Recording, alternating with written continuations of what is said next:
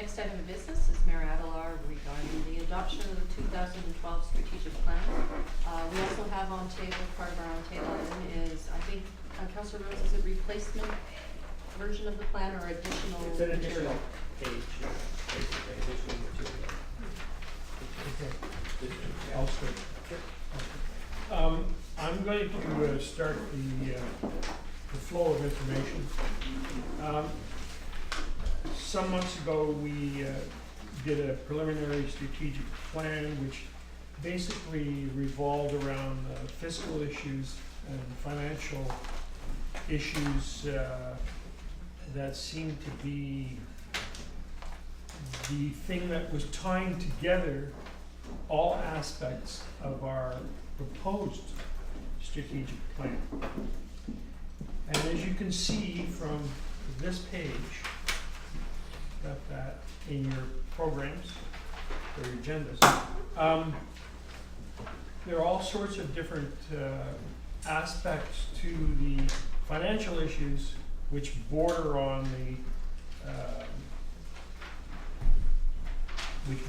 every aspect of what we'd like to do in the next 3 years. As a result of further consultation amongst council, we've come up with a strategic plan and desired outcomes, which is on the second page, which is behind the first page. And we've identified 3 areas of interest to us, which we think require action, and they are stewardship, fiscal health, and community lands. I am going to let Councillor Rhodes talk about the strategic plan and these various parts of it for the public, and then we can, I'm hopeful that in spite of what the public has said already this afternoon, that there will be more interest in discussing the strategic plan and later on the budget next Saturday. Councillor Rhodes. Thank you. There will be a more detailed presentation of this on Saturday. Where we've come to is a long list of desired outcomes and a very small pool of money. And so what we've done to date is kind of limit the strategic plan at this point to 2012, and obviously we have to build a plan out longer than that, but at this point we're talking about 2012. And I think what we have agreed we would like to accomplish in 2012 is to begin the process of building a viable community, that being a kind of a practical, feasible, livable, adaptable, and enduring community for Bowen Island. We've already made some steps in that direction. We have authorized and funded the Bowen Housing Corporation, and it is now their job. We've basically hired them and funded them to start working on affordable housing. We have are receiving a report this week from the Community Centre Working Group, and so that process started by the previous council is well underway. The one of the desired outcomes is basically sustainable delivery of services from the municipality, so there'll be a fiscal aspect to this. But when we started looking at all of this, really in terms of what we can do this year, it boiled down to basically revitalization in Smith Cove. All of the other issues basically fall under that revitalization, diversity of housing, extension of the water system, extension of the sewer system, and of course ferry marshalling. So the plan that we're, I guess it's really still a preliminary plan that we're putting forward is how, with our limited resources, to begin the process of building this community. And the discussion on the table right now is really about that process and how it goes forward. I can talk about that process briefly, and then maybe it's appropriate to get council to weigh in. The idea would be that the first thing we need to do is determine the ferry marshalling concept, and what that involves is a public process, so the council is assured that what we are moving forward with has the support of the majority of the community and represents the wishes of the majority of the community. Once we have that concept, we're going to be able to move into it's going to dictate how Snug Cove develops, depending on what ferry marshalling is to some extent. Now at this point, if you have a ferry marshalling concept and some idea of how the cove develops, what we have left in terms of assets for the community to do this work are surplus lands and the community's ability to rezone land. So those really are the only options we have, and neither of those options are sufficient in and of themselves to accomplish much at all. So we have been talking about the two kind of parallel approaches.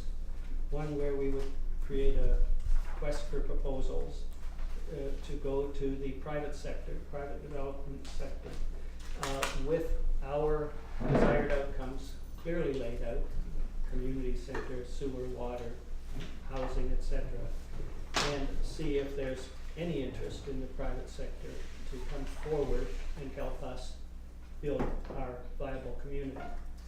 Alternatively, in parallel, we may also develop a community development corporation, which would be local interests and the municipality, who would do much the same thing. Obviously, a private developer would move this perhaps along faster than a local community development corporation might, but we have no assurance that a private developer would even have any interest in the process. So there's a lot of work to do before we get to that stage, but the idea is that either in the one way or the other, we have a plan to actually move this forward, and ideally all of this decisions to allow this to move forward would be made by the end of the year, this year. So that said, I'll kind of step back. Some of this is very new information to council as well today. Just the back part, the end part. Yeah, this last piece. Councillor Dunst, would you like to weigh in?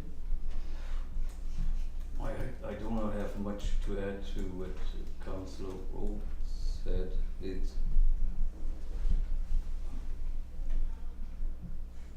I just noticed already a few changes from a previous draft. I wasn't too happy about talking about the strategic plan. And a strategic plan is great as long as you know where the strategic plan wants to get you.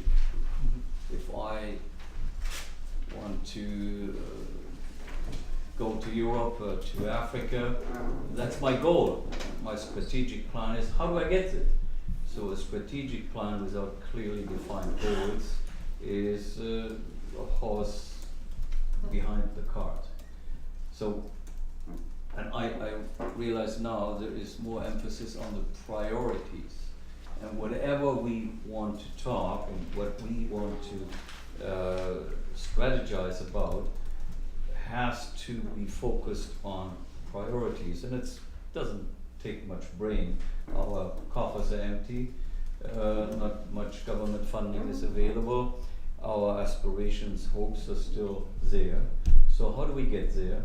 And I think the idea of proposal calls have great merit, but we don't know the outcome. It may well be that there are no valid or acceptable proposals forthcoming, And I hear with great delight now that there is another alternative to, what did you call it? Community Development Corporation. Corporation. That has been suggested by one Bowen before the election already as one of the viable tools to develop Snuck Cove. We haven't talked about that. I love that it has come up. So, strategic plan, as much as I like to talk about a strategic plan, I would say we should focus on setting priorities. And they are so obvious. I mean, we haven't talked about much else, but the obvious priorities, finances, ferry marshalling, and those things. The problem is that everything is tied into everything else. Yes. It doesn't make it, we can say, well, we wanna talk only about ferry marshalling, but ferry marshalling is much more than that, as Tim has just said, he basically said the same thing. So it's just a question of, we've gotta get going on our agenda, and that's what the strategic plan is, I'd like to think.